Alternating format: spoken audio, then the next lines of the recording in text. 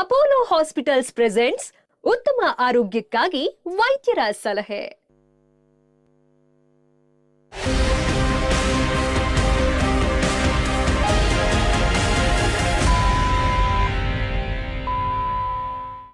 ಉತ್ತಮ ಆರೋಗ್ಯಕ್ಕಾಗಿ ವೈದ್ಯರ ಸಲಹೆ ವಿಶೇಷ ಕಾರ್ಯಕ್ರಮಕ್ಕೆ ಸ್ವಾಗತ. ನಾನು ಸುಷ್ಮಾ. ಒತ್ತಡದ ಜೀವನ, ಬದಲಾಗ್ತಿರುವ ಜೀವನ ಶೈಲಿ, ಜನರಿಗೆ ನೂರಾರು ಆರೋಗ್ಯ ಸಮಸ್ಯೆ, ಯಾವ ಸಮಸ್ಯೆಗೆ ಯಾವ ಚಿಕಿತ್ಸೆ ಅನ್ನೋದೇ ದೊಡ್ಡ ಚಿಂತೆ. ಇಂಥ ಸಮಸ್ಯೆ ಇರೋರಿಗೆ ಒಂದೇ ವೇದಿಕೆಯಲ್ಲಿ ಸಿಗುತ್ತೆ ಉತ್ತರ. ಇದೇ ಟಿವಿ9ನ ವಿಶೇಷ ಕಾರ್ಯಕ್ರಮ ಉತ್ತಮ ಆರೋಗ್ಯಕ್ಕಾಗಿ ವೈದ್ಯರ ಸಲಹೆ.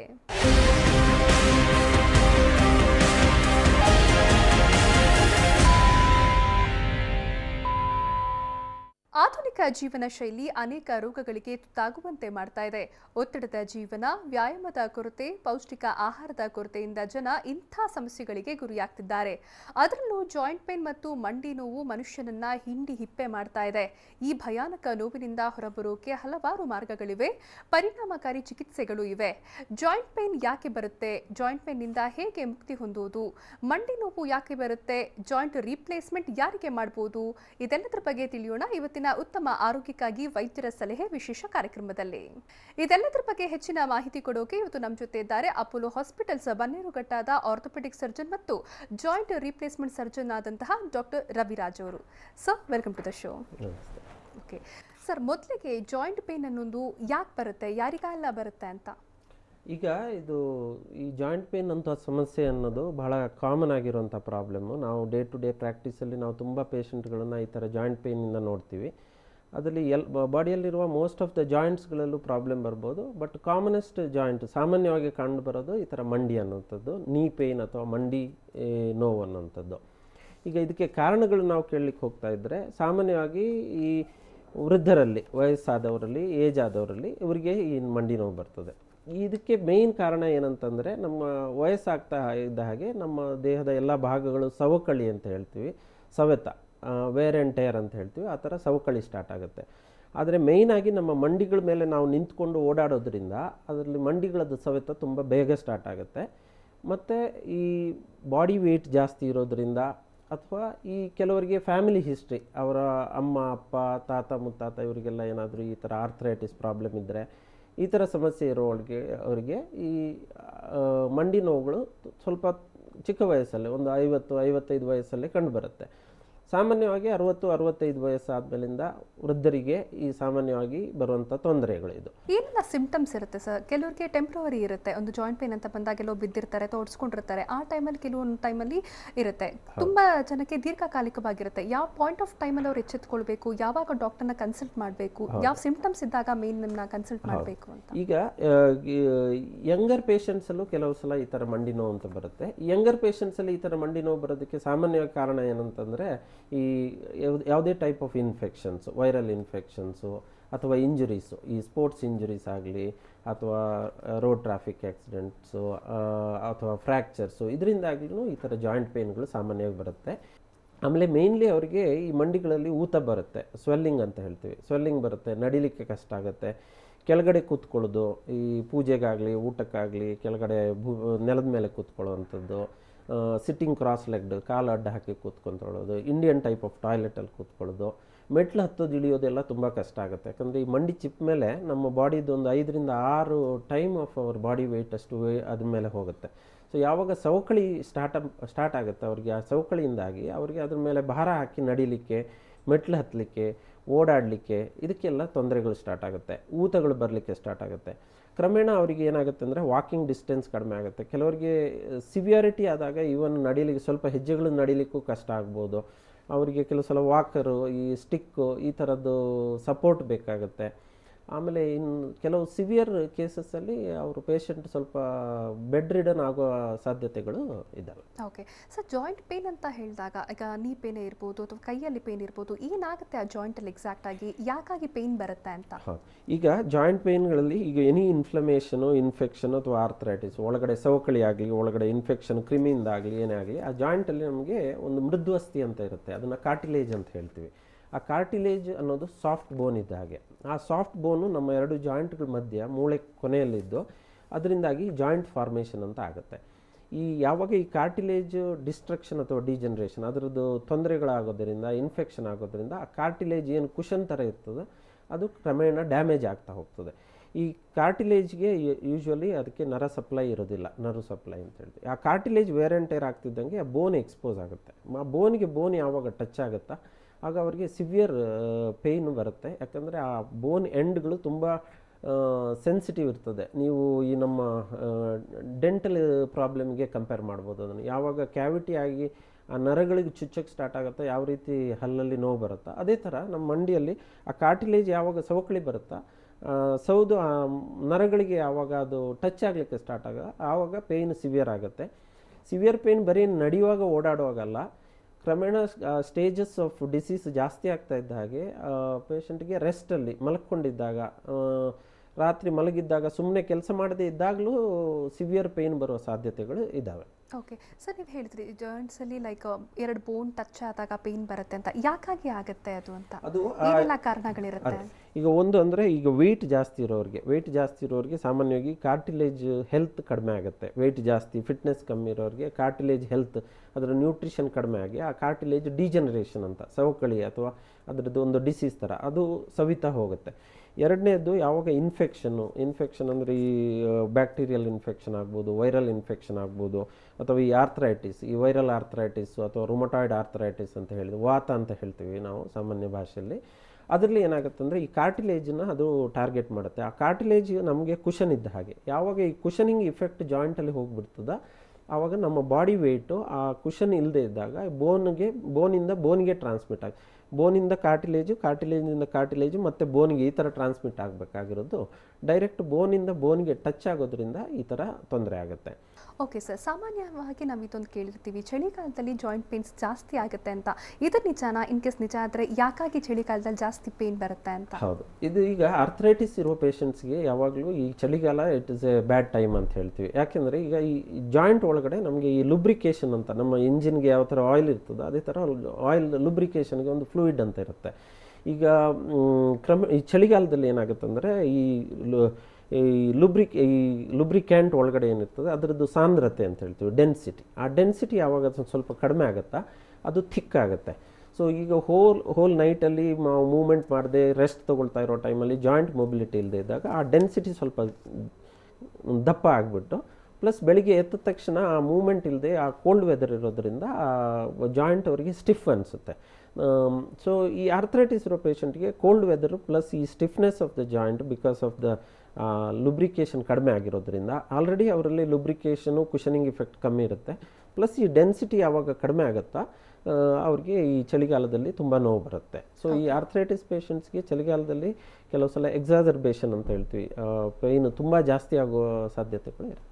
ಓಕೆ, ಇನ್ನು ಚಿಕಿತ್ಸಾ ವಿಧಾನಗಳು ಹೇಗಿವೆ ಅಂತ? ಅದೇ, ಈಗ ನಾವು ಚಿಕಿತ್ಸಾ ವಿಧಾನಗಳಿಗೆ ಹೋದರೆ ನಾವು ಎರಡು ಥರ ಅದನ್ನು ನಾವು ಕ್ಲಾಸಿಫೈ ಮಾಡ್ಬೋದು. ಒಂದು ಈ ವೈದ್ಯಕೀಯ ರೀತಿಯಲ್ಲಿ ಅಂದರೆ ಮೆಡಿಕಲ್ ಟ್ರೀಟ್ಮೆಂಟ್ ಅಂತ ಹೇಳ್ತೀವಿ. ಇನ್ನೊಂದು ಶಸ್ತ್ರಚಿಕಿತ್ಸಾ ರೀತಿ ಅಂದರೆ ಶಸ್ತ್ರಕ್ರಿಯೆ ಅಥವಾ ಸರ್ಜರಿ ಮಾಡೋದ್ರ ಮೂಲಕ. ಈಗ ಫಸ್ಟ್ ಮೆಡಿಕಲ್ ಟ್ರೀಟ್ಮೆಂಟ್ಗೆ ಬಂದರೆ ನಾವು ಇನಿಷಿಯಲ್ ಸ್ಟೇಜಸ್ಸು, ಸ್ಟೇಜ್ 1, 2, 3, 4 ಅಂತ ಇದೆ. ಅದು ಡಿಪೆಂಡಿಂಗ್ ಆನ್ ದ ಸಿವಿಯಾರಿಟಿ. ನಾವು ಒಂದು ಸಲ ಸ್ಟೇಜ್ 4 ಅಂದರೆ ತುಂಬ ಸಿವಿಯರ್ ಹೋದಾಗ ಆವಾಗ ಸರ್ಜಿಕಲ್ ಟ್ರೀಟ್ಮೆಂಟ್ ಒಂದೇ ಕೆಲಸ ಮಾಡುತ್ತೆ. ಈ ಇನಿಷಿಯಲ್ ಸ್ಟೇಜ್ 1, 2 ಇದ್ದಾಗ ನಾವು ಪೇಷಂಟ್ಗಳಿಗೆ ಕೆಲವು ಲೈಫ್ ಸ್ಟೈಲ್ ಚೇಂಜಸ್ ಅಂತ ಹೇಳ್ತೀವಿ. ಲೈಫ್ ಸ್ಟೈಲ್ ಚೇಂಜಸ್ ಅಂದರೆ ಏನು? ಅವ್ರಿಗೆ ಅವರ ಬಾಡಿ ವೆಯ್ಟನ್ನ ಕಡಿಮೆ ಮಾಡ್ಕೊಳ್ಳೋವಂಥದ್ದು, ವ್ಯಾಯಾಮ ಅಥವಾ ಎಕ್ಸರ್ಸೈಸ್ ಮಾಡುವಂಥದ್ದು, ಆಮೇಲೆ ಅವರ ಫಿಟ್ನೆಸ್ಸು, ಡಯಟ್ ಮಾಡಿಫಿಕೇಷನ್ಸ್ ಹೇಳುವಂಥದ್ದು, ಕೆಲವು ಆ್ಯಕ್ಟಿವಿಟೀಸ್ನ ಅವಾಯ್ಡ್ ಮಾಡಲಿಕ್ಕೆ ಹೇಳ್ತೀವಿ. ಕೆಳಗಡೆ ನೆಲದ ಮೇಲೆ ಕೂತ್ಕೊಳ್ಳೋದು, ಈ ಅಡ್ಡಕಾಲ ಹಾಕಿ ಕೂತ್ಕೊಳ್ಳೋದು, ಇಂಡಿಯನ್ ಟಾಯ್ಲೆಟನ್ನು ಯೂಸ್ ಮಾಡೋದು, ಪೂಜೆ, ಊಟ, ತರಕಾರಿ ಹಚ್ಚೋದು, ಈ ಥರ ದಿನನಿತ್ಯದ ಕೆಲಸಗಳಿಗೆ ಕೆಳಗಡೆ ಕೂತ್ಕೊಳ್ಳೋವಂಥದ್ದನ್ನೆಲ್ಲ ಅವಾಯ್ಡ್ ಮಾಡಿ ಒಂದು ಚೇರ್ ಅಥವಾ ಸ್ಟೂಲಲ್ಲಿ ಕೂತ್ಕೊಳ್ಳೋವಂಥದ್ದು. ಆಮೇಲೆ ಕಾಲು ಮಡಚೋ ಚಾಚೋ ಎಕ್ಸರ್ಸೈಸಸ್ಸು.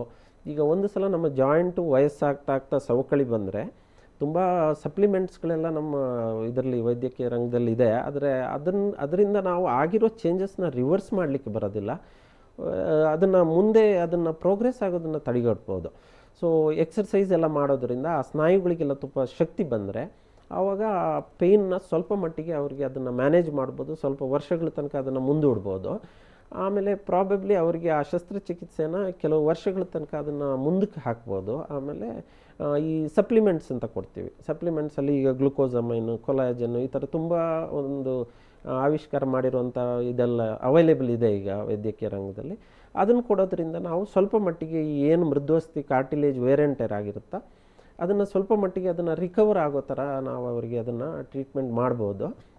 ಇದಲ್ಲದೆ ಫಿಸಿಯೋಥೆರಪಿ ಅಂತ ಮಾಡ್ತೀವಿ. ಫಿಸಿಯೋಥೆರಪಿಯಲ್ಲಿ ಅವ್ರಿಗೆ ಯಾವುದೇ ರೀತಿಯಾದ ಅಲ್ಟ್ರಾಸೌಂಡು ಅಥವಾ ಈ ಚಿಕಿತ್ಸಾ ವಿಧಾನಗಳನ್ನೆಲ್ಲ ಉಪಯೋಗಿಸ್ಬಿಟ್ಟು ಆ ನೋವನ್ನು ಕಡಿಮೆ ಮಾಡಿ ಈ ಸ್ನಾಯುಗಳ ಮಸಲ್ಗಳ ಸ್ಟ್ರೆಂತ್ ಜಾಸ್ತಿ ಮಾಡೋದ್ರಿಂದ ಅವರು ಆ ಪೇಯ್ನ ತುಂಬ ಸಮಯ ತನಕ ಚೆನ್ನಾಗಿ ಮ್ಯಾನೇಜ್ ಮಾಡ್ಬೋದು. ಈಗ ವೇರೆಂಟೈರ್ ಆಗಿರೋದನ್ನು ಕಂಪ್ಲೀಟಾಗಿ ರಿವರ್ಸ್ ಮಾಡೋ ಥರ ಏನು ಟೆಕ್ನಾಲಜಿ ಅವೈಲೇಬಲ್ ಇಲ್ಲ. ಆದ್ದರಿಂದ ಈ ಸಿವಿಯರ್ ಕೇಸಸ್ಸಲ್ಲಿ ನಾವು ಅಲ್ಟಿಮೇಟ್ಲಿ ಅವರಿಗೆ ಸರ್ಜಿಕಲ್ ಟ್ರೀಟ್ಮೆಂಟ್ ಥರ ಮಾಡ್ತೀವಿ. ಬಟ್ ಒಳ್ಳೆ ಬಾಡಿ ವೆಯ್ಟ್ ಮೇಂಟೈನ್ ಮಾಡೋದ್ರಿಂದ, ಆ್ಯಕ್ಟಿವ್ ಲೈಫ್ ಸ್ಟೈಲ್ ಮಾಡೋದ್ರಿಂದ, ಡಯಟ್ ಮಾಡಿಫೈ ಮಾಡೋದ್ರಿಂದ, ಸಪ್ಲಿಮೆಂಟು, ಫಿಸಿಯೋಥೆರಪಿ, ಎಕ್ಸರ್ಸೈಸು, ಪ್ಲಸ್ ಈಗ ಇನಿಷಿಯಲ್ ಸ್ಟೇಜಲ್ಲಿ ತುಂಬ ಪೇಯ್ನ್ ಇದ್ದಾಗ ಅವರಿಗೆ ಪೇಯ್ನ್ ಮೆಡಿಕೇಷನ್ಸ್ ಅಂತೆಲ್ಲ ಕೊಡ್ತೀವಿ. ಬಟ್ ಇದನ್ನು ನಾವು ಲಾಂಗ್ ಟರ್ಮ್ ಕೊಡಲಿಕ್ಕೆ ಆಗೋದಿಲ್ಲ. ಯಾಕಂದರೆ ಅದರಿಂದಾಗಿ ಅವರಿಗೆ ಆಸಿಡಿಟಿ, ಅಲ್ಸರು, ಕಿಡ್ನಿ ಪ್ರಾಬ್ಲಮ್ಸು, ಅಥವಾ ಎಲ್ಡರ್ಲಿ ಪೇಷಂಟ್ಸ್ ಅವರಿಗೆ ಕಿಡ್ನಿದೆಲ್ಲ ಆಲ್ರೆಡಿ ತೊಂದರೆ ಇರೋರಿಗೆ ನಾವು ತುಂಬ ಟೈಮು ಪೇಯ್ನ್ ಕಿಲ್ಲರ್ ಎಲ್ಲ ಕೊಡೋದು ಸೇಫು ಅಲ್ಲ. It is not advisable. ಅದನ್ನು ಅವರು ತೊಗೊಳ್ತಾ ಇರೋದ್ರಿಂದ ಅವರಿಗೆ ಬೇರೆ ಥರ ತೊಂದರೆಗಳಾಗ್ಬೋದು. ಸೊ ನಾವು ಬೇರೆ ವಿಧಾನಗಳನ್ನೆಲ್ಲ ಉಪಯೋಗಿಸಿ ಈ ಮಲ್ಟಿಮೋಡಲ್ ಅಪ್ರೋಚ್ ಅಂತ ಹೇಳ್ತೀವಿ, ಮೆಡಿಕೇಷನ್ಸ್ ಆಗಲಿ, ಫಿಸಿಯೋಥೆರಪಿ ಆಗಲಿ, ಲೈಫ್ ಸ್ಟೈಲ್ ಚೇಂಜಸ್ ಆಗಲಿ, ಇದೆಲ್ಲ ಮಾಡಿಕೊಂಡು ಇನಿಷಿಯಲ್ ಸ್ಟೇಜಲ್ಲಿ ಮ್ಯಾನೇಜ್ ಮಾಡ್ಬೋದು. ಇದನ್ನು ಮೆಡಿಕಲ್ ಟ್ರೀಟ್ಮೆಂಟ್ ಅಂತ ಹೇಳ್ತೀವಿ.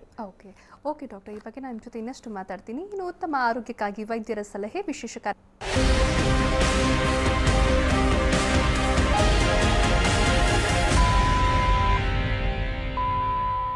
ಡಾಕ್ಟರ್, ಆಗಲೇ ನೀವು ಟ್ರೀಟ್ಮೆಂಟ್ ಬಗ್ಗೆ ಹೇಳ್ತಾ ಇದ್ರಿ, ಒಂದು ಮೆಡಿಕಲ್ ಟ್ರೀಟ್ಮೆಂಟ್ ಬಗ್ಗೆ. ನೆಕ್ಸ್ಟ್ ಸರ್ಜಿಕಲ್ ಟ್ರೀಟ್ಮೆಂಟ್ ಅಂದರೆ ಹೇಗೆ, ಏನು ಮಾಡ್ತೀರಾ ಆಗ ಅಂತ?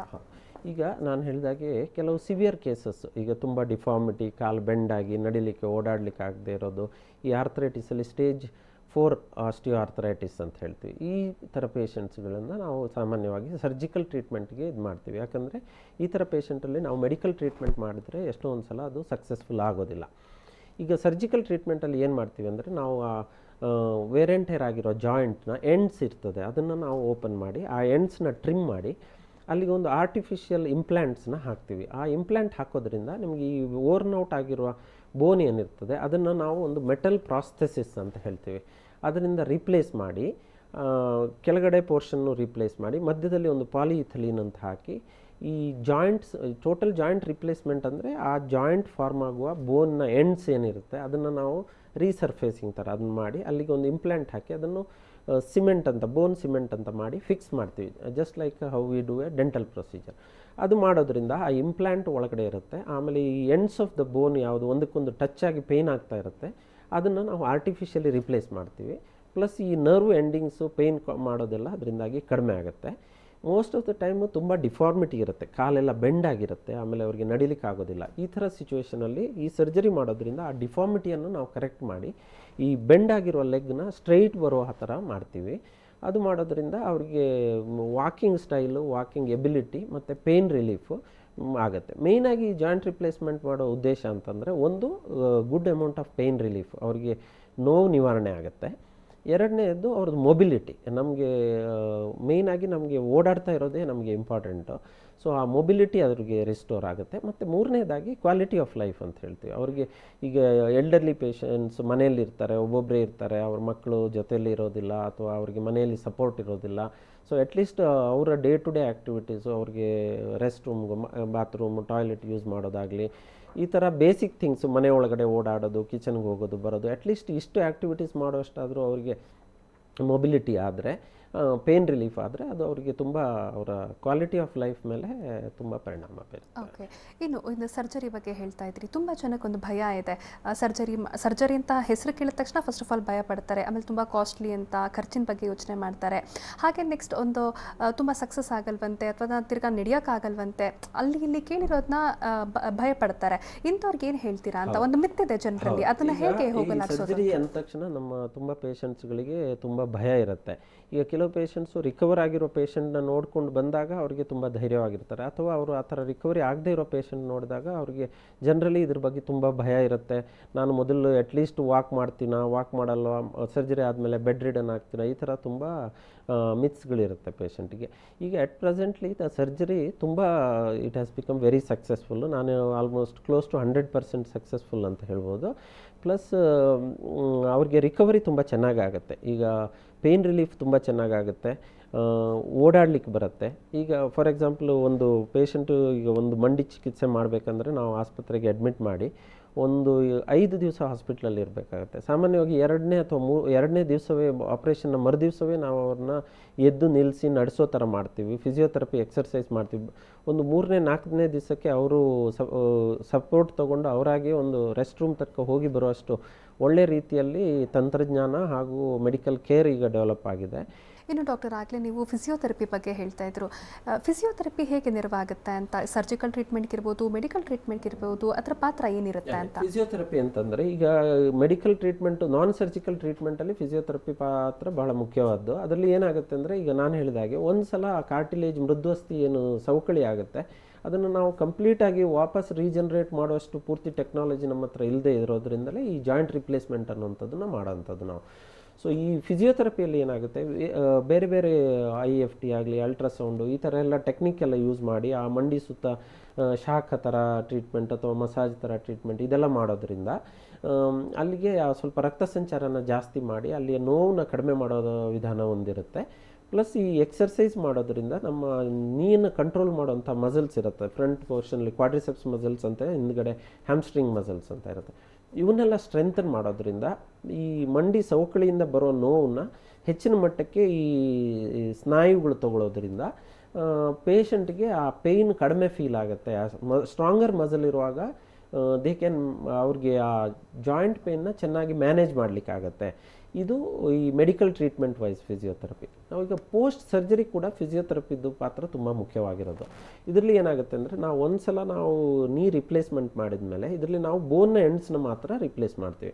ಬಟ್ ಸಾಮಾನ್ಯವಾಗಿ ಈ ಎಲ್ಡರ್ಲಿ ಪೇಷಂಟ್ಸಲ್ಲಿ ಈವನ್ ಸ್ನಾಯುಗಳು, ಆ ಮಸಲ್ಗಳೆಲ್ಲ ತುಂಬ ಟೈಮಿಂದ ಕೆಲಸ ಮಾಡೋದ್ರಲ್ಲ ಅದು ಸ್ವಲ್ಪ ವೀಕ್ ಆಗಿರುತ್ತೆ. ನಾವು ಈ ಜಾಯಿಂಟನ್ನ ಚೆನ್ನಾಗಿ ಕೆಲಸ ಮಾಡಬೇಕಂದ್ರೆ ನಮಗೆ ಮೇಯ್ನ್ ಮೂವ್ಮೆಂಟ್ ಮಾಡಲಿಕ್ಕೆ ಇರುವಂಥದ್ದು ಮಸಲ್ಸ್, ಸ್ನಾಯು.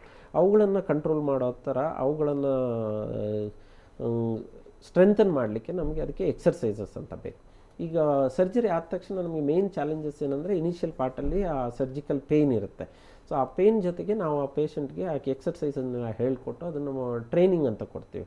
ಅದೆಲ್ಲ ಮಾಡ್ತಾ ಮಾಡ್ತಾ ಕ್ರಮೇಣ ಎಕ್ಸರ್ಸೈಸ್ ಮಾಡ್ತಾ ಪೇಯ್ನ್ ಕಡಿಮೆ ಆಗ್ತದೆ. ಮತ್ತು ಈ ಸ್ನಾಯುಗಳ ಶಕ್ತಿ ಕಡಿಮೆ ಆಗಿರೋದ್ರಿಂದ ನಾವೇನು ಹೊಸ ನೀ ರಿಪ್ಲೇಸ್ಮೆಂಟ್ ಒಳಗಡೆ ಹಾಕಿರ್ತೀವೋ ಅದನ್ನು ಚೆನ್ನಾಗಿ ಕೆಲಸ ಮಾಡೋ ಥರ ಶಕ್ತಿ ಅವರ ಕಾಲಲ್ಲಿ ಬರುತ್ತೆ.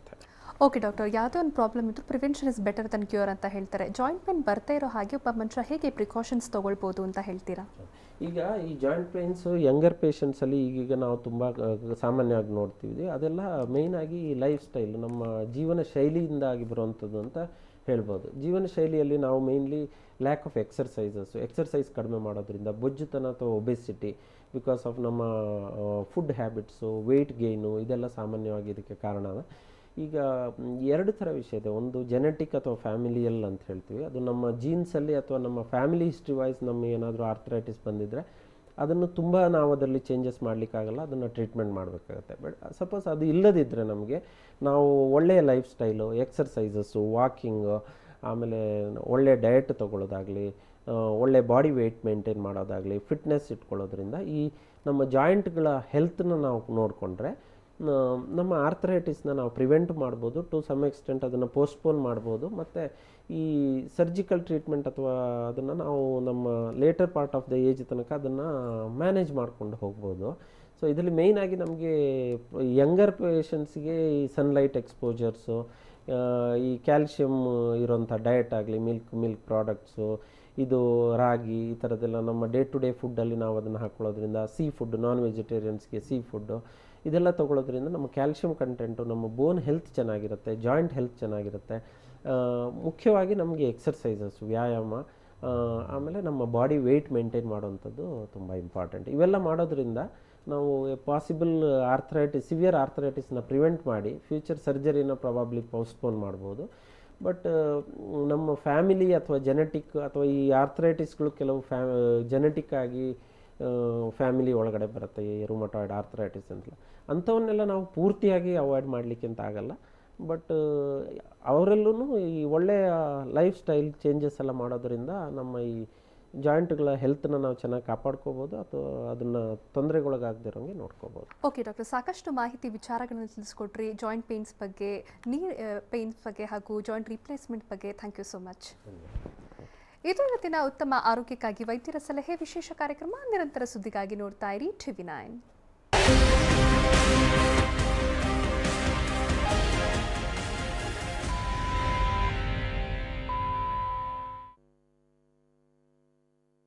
ಈ ಕಾರ್ಯಕ್ರಮದ ಪ್ರಾಯೋಜಕರು ಅಪೋಲೋ ಹಾಸ್ಪಿಟಲ್ಸ್.